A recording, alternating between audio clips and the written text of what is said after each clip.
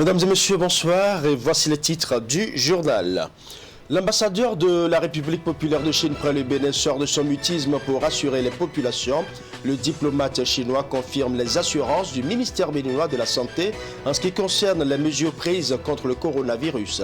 Aucun cas d'infection détecté en Afrique, encore moins au Bénin.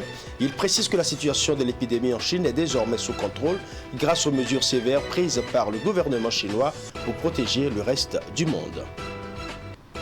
Dans la commune de Zell, le marché à bétail annoncé sera bientôt une réalité. Il sera question d'implanter dans la commune une infrastructure marchande de grande capacité pour mieux gérer les échanges commerciaux autour de la vente en gros de bétail de tout genre. Les travaux de construction ont été officiellement lancés ce mercredi par le ministre en charge de l'agriculture, de l'élevage et de la pêche. Plus d'une soixantaine de chercheurs d'Afrique, d'Europe et d'Amérique sont en conclave au Bénin. Depuis hier mercredi, il s'agit du colloque international sur l'esclavage qui s'est ouvert à l'université d'Abomey-Calavi. C'est une grande rencontre scientifique de haut niveau autour du thème « Les mémoires de l'esclavage dans la littérature, les arts et les musées ». Voilà pour les titres. Mesdames et messieurs, à nouveau, bonsoir. Face à l'épidémie qui sévit actuellement en Chine et qui préoccupe la communauté internationale, l'ambassadeur de la République populaire de Chine près le Bénin sort de son mutisme pour rassurer les populations. Dans une interview accordée à la presse, il explique que la Chine, avec le soutien de l'OMS et celui de la communauté internationale, commence par maîtriser le coronavirus. Il y a maintenant plus de guérisons que de décès, a-t-il souligné. La situation est sous contrôle grâce aux mesures sévères prises par le gouvernement chinois pour protéger le reste du monde. Il insiste sur la nécessité d'une union internationale pour venir à bout de cette épidémie qui, selon l'ambassadeur, est un défi pour l'espèce humaine. Suivons ses explications. Ce virus est tombé à un moment important pour la Chine, la fête du printemps, le nouvel an chinois. Tout à fait. Ouais, donc ça fait plus ou moins doubler l'inquiétude. Alors, à part l'inquiétude, c'est la douleur.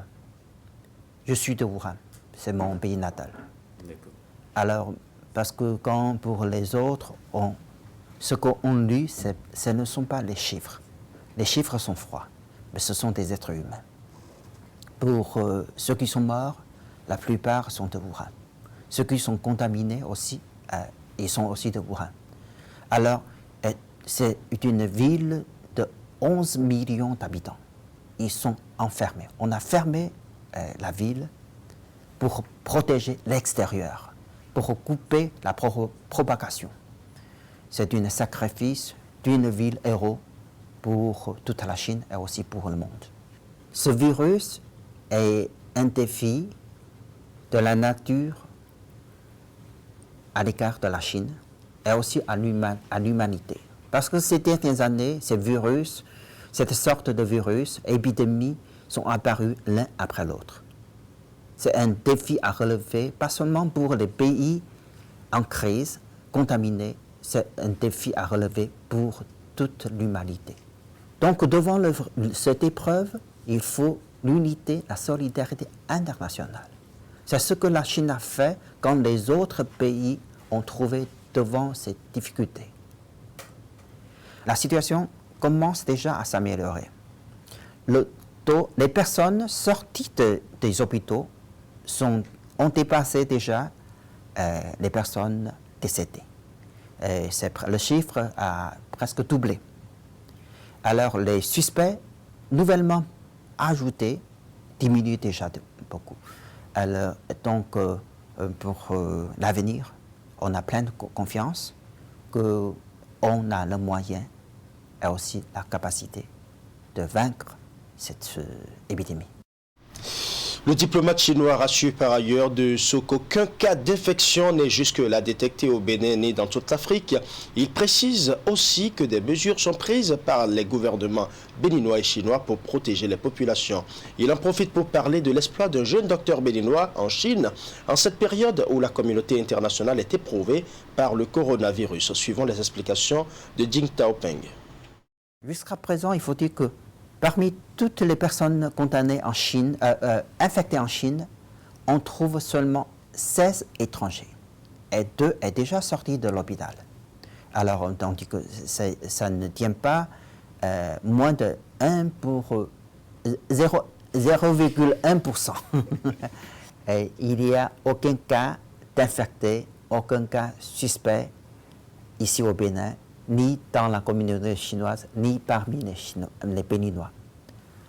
Dans toute l'Afrique, jusqu'à présent, on n'a pas encore trouvé aucun cas infecté. Toute l'Afrique. Aucun cas suspect. Alors, on parle ici, comme répété beaucoup de fois, le directeur général de l'OMS, c'est pas le moment de panique, c'est le moment de fête. J'ai aussi une petite histoire à vous partager, c'est qu'il y a un étudiant béninois dans la médecine, en Chine, a participé volontairement dans une mission médicale pour traiter les maladies avec leurs collègues de l'université, avec leurs professeurs. C'est très appréciable. Ça démontre aussi cette solidarité, amitié profonde entre nos deux nations, nos deux pays. Bravo donc à ce jeune docteur béninois qui fait la fierté du Bénin en Chine. Je l'ai annoncé en titre, le marché à bétail annoncé à Zé dans le département de l'Atlantique sera une réalité dans les tout prochains jours. Les travaux de construction ont été officiellement lancés ce mercredi par le ministre en charge de l'agriculture, de l'élevage et de la pêche. Reportage. C'est une procession qui a valeur de premier coup de pioche pour les travaux de construction du marché à bétail ici à Zé, dans le département de l'Atlantique. Accompagné du préfet Jean-Claude Kodja et de quelques-uns de ses collaborateurs, le ministre de l'Agriculture, de l'Élevage et de la Pêche est venu donner le top des travaux pour l'érection de cette infrastructure marchande. Ce marché que l'État se propose de construire ici à Zé est un marché à caractère régional. Inspiré du modèle de marché à bétail de Gogounou, avec une vingtaine d'infrastructures à installer. Et nous le ferons progressivement, avec méthode. À en croire l'autorité, l'ouvrage prévoit beaucoup d'opportunités de développement pour la localité de Zé. Son animation générera des ressources aux collectivités locales, en même temps qu'elle offrira des emplois à la jeunesse. Il suffira simplement d'aller à l'école de Gogounou, d'apprendre les méthodes, de maîtriser les outils de gestion et de venir calmement les poser ici face aux réalités de Zé. Mais il faut tout dépolitiser. Il faut tout dépolitiser et remettre à ceux qui peuvent faire le travail. À vous, acteurs de marché, je voudrais que cessent les guéguerres. Ce que l'État veut, c'est ce qui est bon pour nous. Physiquement, la bâtisse à construire prévoit 2 hangars à 8 places, des latrines à double cabine, un quai d'embarquement et de débarquement, une aire d'accueil de plus de 200 mètres carrés avec toiture à double pente, une fosse d'incinération, un local pour mise en quarantaine, une clôture accompagnée d'une guérite, bref, un ouvrage de type moderne qui sera dressé sur une superficie de 5 hectares. Les travaux sont confiés ici à 2 entreprises qui travailleront simultanément. Nous allons à présent parler du village de Zungamé situé à 7 km du centre-ville de Lokossa. Le seul pont qui permet d'avoir accès à ce village est un matériau précaire et très peu sécurisant. Les habitants de ce village se sentent isolés du reste de la commune de Lokossa. Mais leur cri de détresse est entendu par l'autorité qui a désormais pris l'initiative de leur faire construire un pont plus ou moins fiable pouvant permettre aux motos et aux voitures de passer. Une nouvelle bien évidemment accueillie par les populations de Zungamé. Suivant.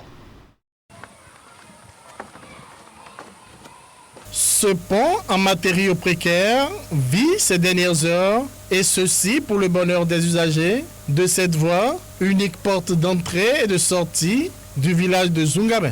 Dans quelques semaines, en effet, les travaux de construction d'un pont plus large et plus solide seront lancés ici, ce qui permettra aux habitués de ce tronçon de mieux circuler. Lokossa a 65 quartiers ou villages, dont le village de Zungamé. Ceux qui vivent là sont des gens de Lokossa. il est question d'arranger leur situation pour qu'ils puissent avoir accès à leur village aisément.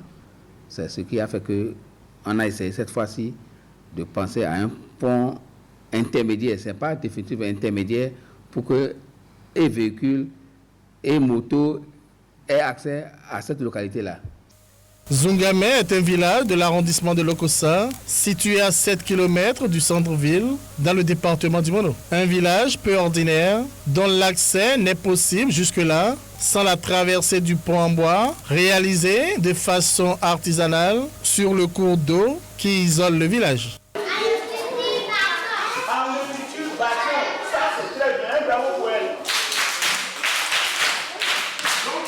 Lorsque nous arrivons auprès du pont, tu es obligé de laisser ton engin ou ton moyen de déplacement quelque part et traverser l'eau. Au cours de cette traversée, vraiment, si tu ne sais pas faire, tu vas t'enfoncer dans l'eau et c'est la mort qui intervient. Actuellement, c'est ce pont de fortune qui permet aux usagers de la voie de ne pas mettre pied dans le marécage. Il a été réalisé au dire des populations par le député d'Akwesossou sur fonds propres. Le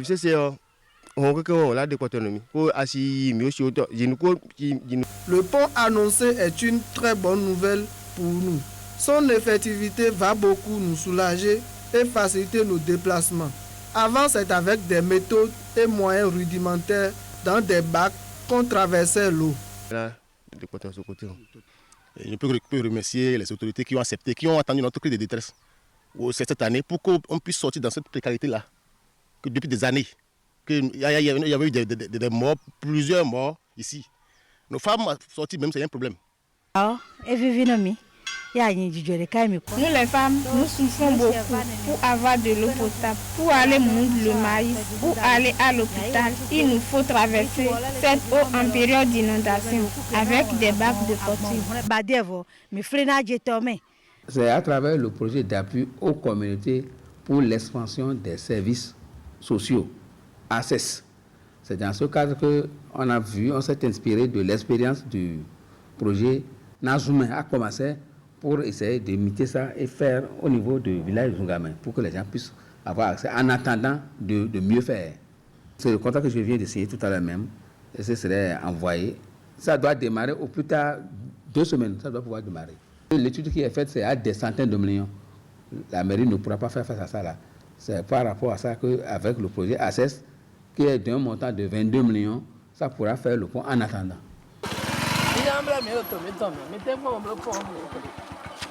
Toutes les tentatives de réalisation d'un pont métallique pour désenclaver le village ont jusque-là été vaines. Cette fois-ci, les populations espèrent que le bout du tunnel annoncé est le bon.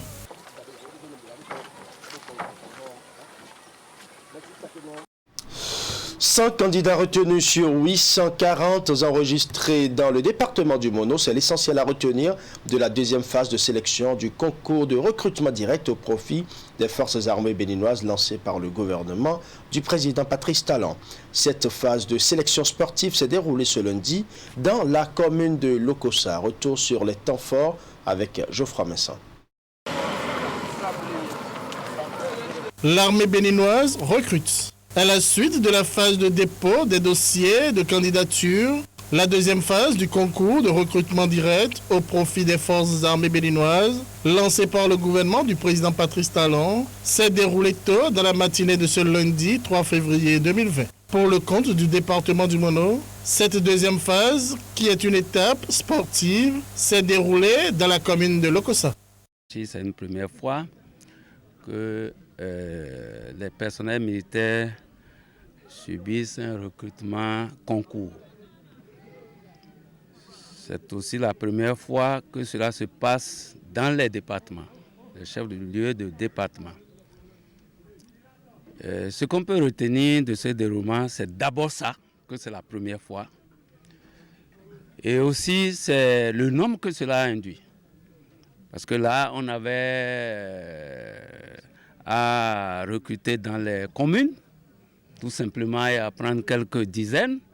Mais aujourd'hui, on a près d'1 millier par département et qu'il faut sélectionner en 3 étapes.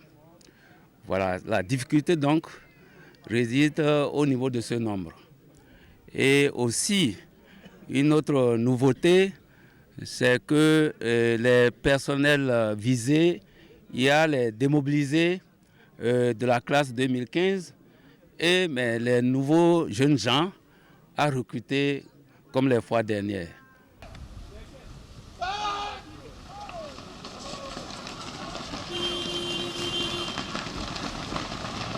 Sur la ligne de départ, à l'enregistrement, on a noté 840 candidats. L'épreuve sportive a consisté en une course de Lokossa à Wedemeadja. Les garçons ont parcouru 6 km contre 4 km pour les filles.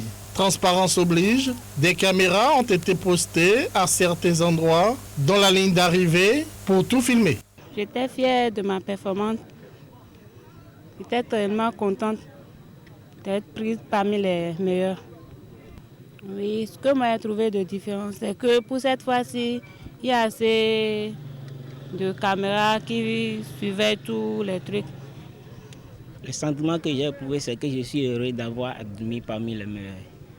C'est grâce aux caméras plutôt que je suis parmi les gens. Sinon, je voulais rentrer avant. On m'avait dit d'aller à la maison que je ne suis pas retenu, mais grâce aux caméras, je suis retenu parmi les gens. Au terme de la sélection, 100 candidats ont été retenus. Les démobilisés garçons sont au nombre de 17 et les démobilisés filles au nombre de 3. Les nouveaux sont au nombre de 68 pour les garçons et 12 pour les filles.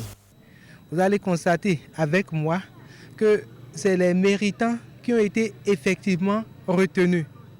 Les relations n'ont pas du tout joué et les candidats ont été informés par rapport à cette nouvelle disposition et c'est ceux qui ont effectivement couru, donné le meilleur d'eux-mêmes, ce sont ceux-là qui ont été recrutés. Le dispositif mis en place nous a permis d'avoir un recrutement très transparent et je trouve qu'il faut saluer cela et qu'il n'y a pas de doute et la population qui était là également a apprécié la façon dont nous avons procédé pour qu'il y ait la transparence totale. La même sélection a été effectuée dans les autres départements. Les prochaines phases de ce recrutement sont la phase écrite et la visite médicale. Gestion du stress et respect des principes ergonomiques en milieu de travail, c'est le thème du séminaire formation organisé par la Caisse nationale de sécurité sociale CNSS au profit des employeurs et des directeurs techniques et centraux des entreprises publiques et privées. L'objectif de cette formation est d'amener les employeurs et autres responsables en charge de la gestion des ressources humaines à contribuer à la réduction du stress chez les travailleurs pour en tirer le meilleur rendement. La formation se déroule à l'Infosec de Cotonou du 5 au 7 février 2020. Reportage. Permettre aux employés de travailler dans de bonnes conditions pour de meilleurs rendements, c'est la préoccupation majeure de la Caisse nationale de sécurité sociale. Et le présent séminaire organisé à l'intention des employeurs et des directeurs techniques et centraux vise à amener les leaders d'entreprise à comprendre l'importance du respect des principes ergonomiques en milieu du travail et la gestion du stress. Le stress est l'un des risques majeurs auxquels l'entreprise doit faire face. Il affecte l'état physiologique, la santé physique, le bien-être et la productivité de l'individu. Il nous appartient, acteurs de la prévention du risque professionnel, membres des comités de sécurité santé au travail, de rechercher les voies et moyens pour atteindre cet objectif en nous interrogeant sur l'adaptation des conditions de travail aux capacités physiques de l'employé, mais aussi à l'organisation du travail ainsi qu'au contenu et à l'environnement du travail. Bref, l'ergonomie doit prendre sa place, et toute sa place au sein de nos entreprises et unités de production. Le stress au travail est généralement reconnu comme un problème global touchant l'ensemble des professions et des travailleurs, tant dans les pays développés que dans les pays en voie de développement. ce qui fait du milieu du travail une source importante de risques psychosociaux. Tout travail porte de façon inhérente déjà un certain nombre de sacrifices, un certain nombre de facteurs de douleur. Alors aujourd'hui, il est important que tous les managers dans les entreprises comprennent qu'il faille mettre en place un certain nombre de processus pour permettre à chaque contributeur, pour permettre à chaque travailleur de mobiliser de façon optimale les ressources qui sont en lui. Aujourd'hui, nous œuvrons pour que le travailleur soit non seulement bien dans le poste, mais également bien dans sa peau. La promotion du bien-être au travail, c'est permettre à chaque travailleur aujourd'hui d'être épanoui dans son travail, vraiment de vivre le travail et de se sentir à l'aise dans la contribution qu'il apporte à l'entreprise. Au cours des 3 jours de formation prévus par la CNSS, les participants venus des entreprises publiques et privées auront droit à plusieurs communications animées par des experts. Ils apprendront comment réduire le stress dans leur milieu de travail respectif.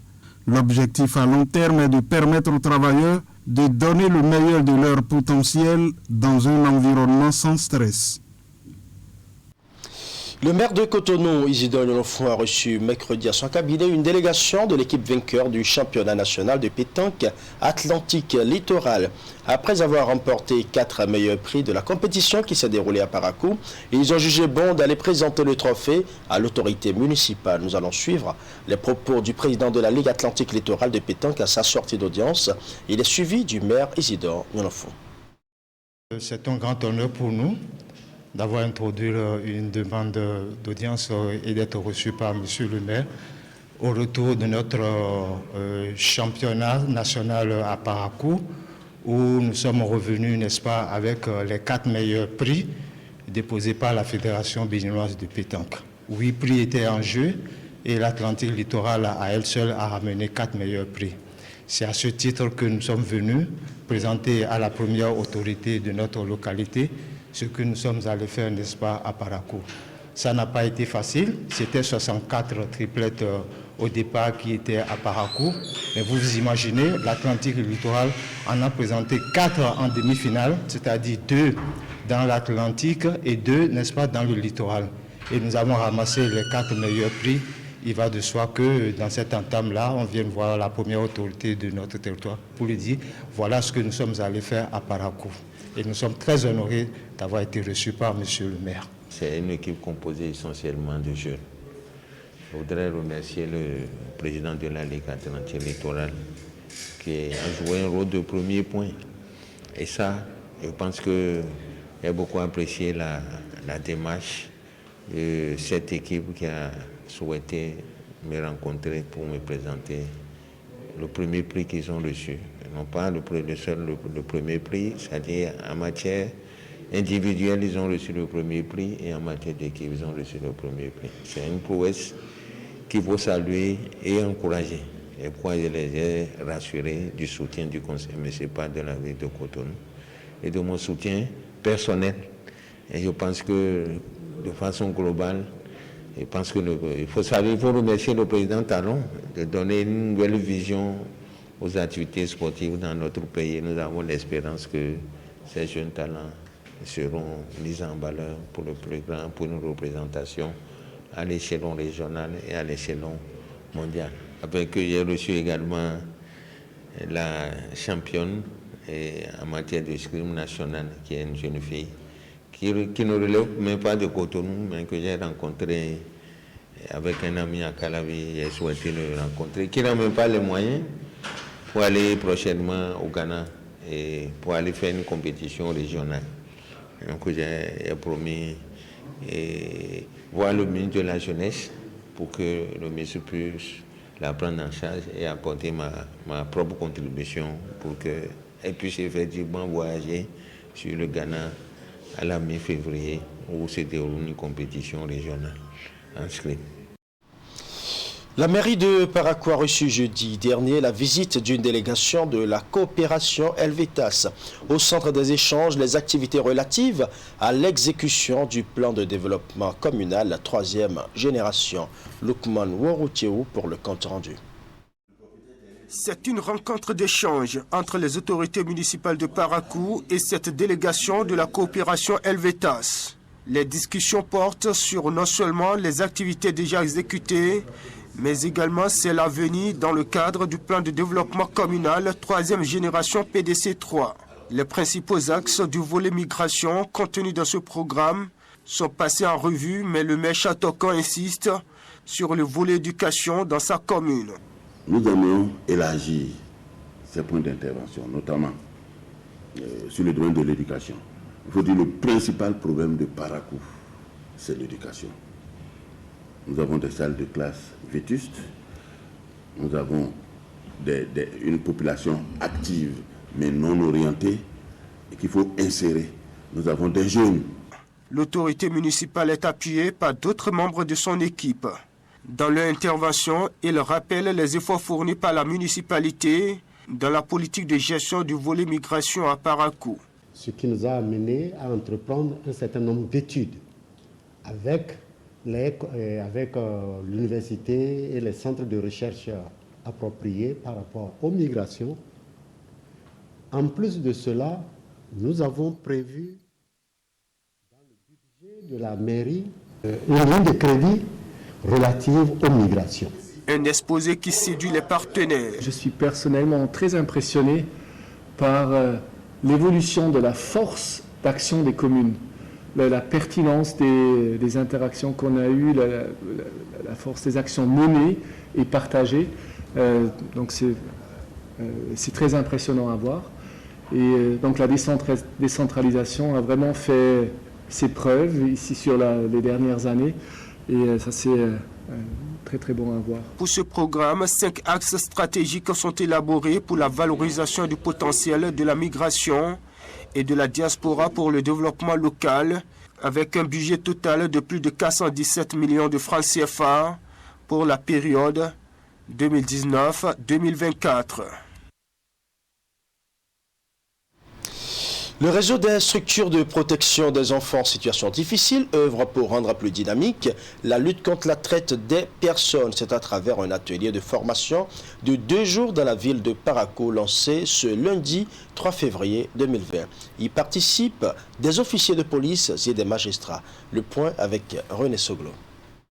Renforcer les compétences des officiers de police et des magistrats sur la traite des personnes. C'est l'objectif de cet atelier de recyclage du réseau des structures de protection des enfants en situation difficile. L'activité lancée ce lundi à Parakou permettra au Bénin de mieux faire face aux défis que constitue la traite des humains. 70 magistrats et officiers de police seront recyclés ou formés sur la lutte contre la traite des êtres humains.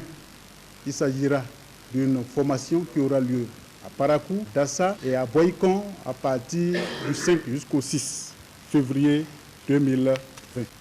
Lors de toutes les études qui ont été menées, il a été prouvé, par exemple, que la lutte contre la traite des enfants, par exemple, est beaucoup plus efficace que celle des personnes adultes. Ça, c'est un problème qu'il faudra juguler avec les nouveaux dispositifs en place. Du constat fait sur le terrain, il est important de dynamiser la lutte contre la traite des personnes au Bénin. Selon les organisateurs, le phénomène représente l'une des pires formes de violation des droits inhérents à la personne humaine. La traite des êtres humains est définie comme le transport, le transfert, l'hébergement, l'accueil des personnes par le recours à la force, à la ruse, etc., en vue de les exploiter. Ce fléau constitue ainsi une atteinte grave aux droits de l'homme. Il est important de combattre la traite avec la dernière rigueur. Malheureusement, au niveau de notre pays, il y a une insuffisance de coordination entre les parties prenantes impliquées dans la lutte. En dehors de ça, il y a une connaissance insuffisante des nouveaux dispositifs en place. Au cours des travaux, les participants seront amenés à mieux coordonner les actions entre la justice et la sécurité publique dans le cadre de la lutte contre le phénomène. Les victimes sont aujourd'hui de plus en plus détectées en Afrique de l'Ouest, en Europe et au Moyen-Orient. La traite des personnes est très dynamique Et il est donc important pour les acteurs que vous êtes, que vous vous retrouviez ensemble, comme c'est le cas ici aujourd'hui, pour échanger dans le même langage et harmoniser les méthodes d'action. Cette formation vient à point nommé pour permettre déjà de perfectionner ce qui a été déjà acquis. Il faut souligner que la traite des personnes est l'une des formes les plus lucratives de la criminalité organisée à l'initiative des réseaux désormais globalisés. Je l'annonçais en début d'édition, un colloque international sur l'esclavage s'est ouvert ce mercredi à l'université d'Abomey-Calavi. C'est une grande rencontre scientifique qui a mobilisé plusieurs chercheurs du Bénin et d'ailleurs autour du thème « Les mémoires de l'esclavage dans la littérature, les arts et les musées ». Le point de la cérémonie de lancement dans ce reportage. Oui, je me souviens d'un soir à travers champs de forêt. Des siècles après la tragédie de l'esclavage, l'on se rappelle encore ce crime contre l'humanité. Un souvenir qui traduit l'organisation du présent colloque international.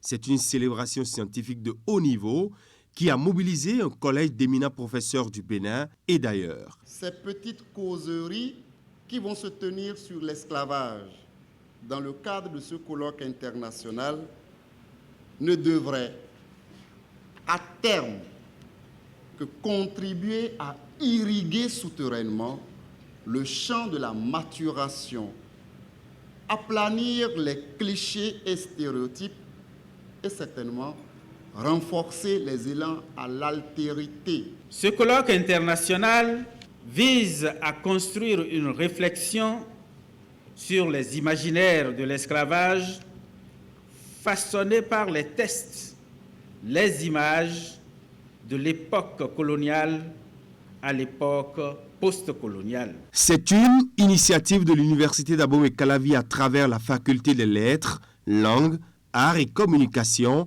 en collaboration avec l'Université Le Mans de France. Le thème retenu pour l'occasion est intitulé « Les mémoires de l'esclavage dans la littérature, les arts et les musées », une thématique qui intéresse toutes les sensibilités intellectuelles de par le monde. Ce colloque sur les mémoires de l'esclavage est d'une importance fondamentale. Ne pas oublier, la mémoire officielle peut être silencieuse, consensuelle ou systématiquement sélective sur le crime contre l'humanité qu'a constitué et continue de constituer l'esclavage. Il est important de ce fait que se constitue en face une mémoire contestataire et constante, une résistance qui milite pour la transformation des représentations et des rapports de domination. Outre le thème principal, 50 autres thématiques seront abordées au cours de ce colloque prévu pour durer 3 jours. Il s'agit entre autres du renforcement de la connaissance sur les siècles de l'esclavage, des espaces, des personnages et des faits qui ont ébranlé le monde au cours de cette tragédie. Le présent colloque est une rencontre scientifique qui vise à promouvoir une approche comparatiste des mémoires relatives à l'esclavage à partir du lieu historique de Ouida sur la côte est du Bénin, l'une des routes de l'esclave. C'est la ville de Ouida qui abrite cette rencontre du 5 au 7 février 2020. Ce rendez-vous scientifique mobilise une soixantaine de chercheurs venus d'Afrique, d'Europe et d'Amérique. L'initiative est soutenue par plusieurs partenaires.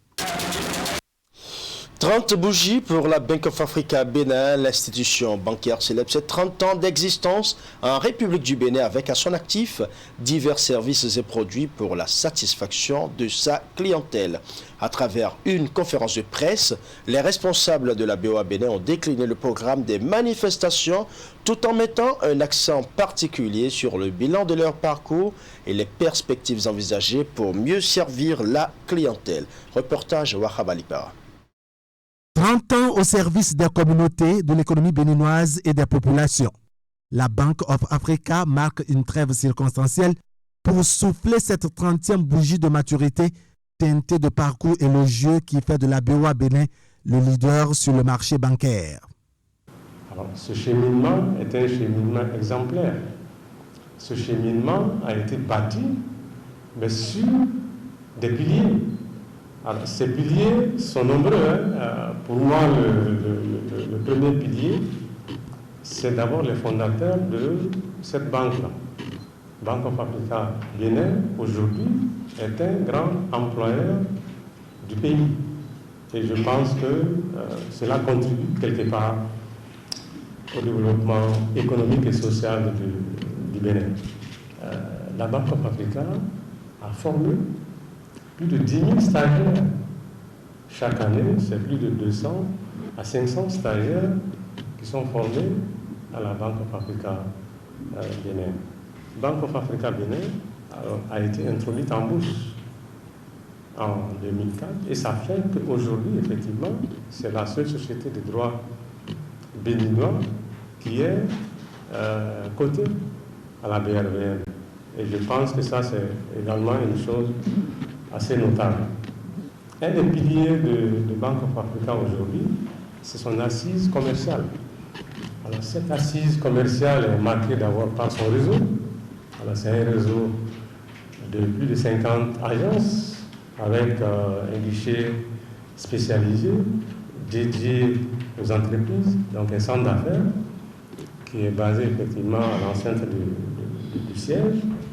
Ensuite, Bank of Africa met à la disposition de ses clients un réseau de distributeurs automatiques de plus de 80 DAB.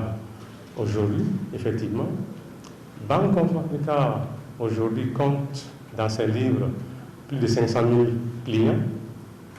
La BOA est donc devenue une référence sur le marché bancaire béninois. Elle offre tous les produits classiques dont elle est d'ailleurs le précurseur pour la plupart. Aujourd'hui, la Bank of Africa a le regard tourné vers l'avenir. C'est bien d'être leader, c'est encore mieux de se maintenir leader. Donc l'avenir, sur ce plan, donc au plan commercial, est un challenge en soi. Il faudra effectivement que l'on consolide ces acquis, que l'on consolide cette position de leader sur la place du Bénin. Ces enjeux passent par peut-être une mise à niveau au plan digital, pour une mise à niveau au plan de l'inclusion financière des populations. Alors, l'autre enjeu, c'est l'enjeu réglementaire. Et je pense qu'aujourd'hui, tous les engagements qui ont été pris, qui se sont concrétisés par, disons, une position dominante sur la place du Bénin, devraient contribuer aujourd'hui à faire face à l'avenir. Le programme des manifestations de ce trentenaire prévoit une soirée d'hommage à l'endroit de tous les administrateurs qui ont vu naître la BOA Bénin le samedi 8 février. D'autres activités connexes interviendront les 10, 11 et 12 prochains avec à la clé le lancement d'un nouveau produit dénommé la BOA Web. Voilà, ce sera tout pour ce journal, mais vous pouvez continuer à suivre les informations sur notre site internet www.canal3television.com. Merci pour votre aimable attention. Bonne soirée chez vous.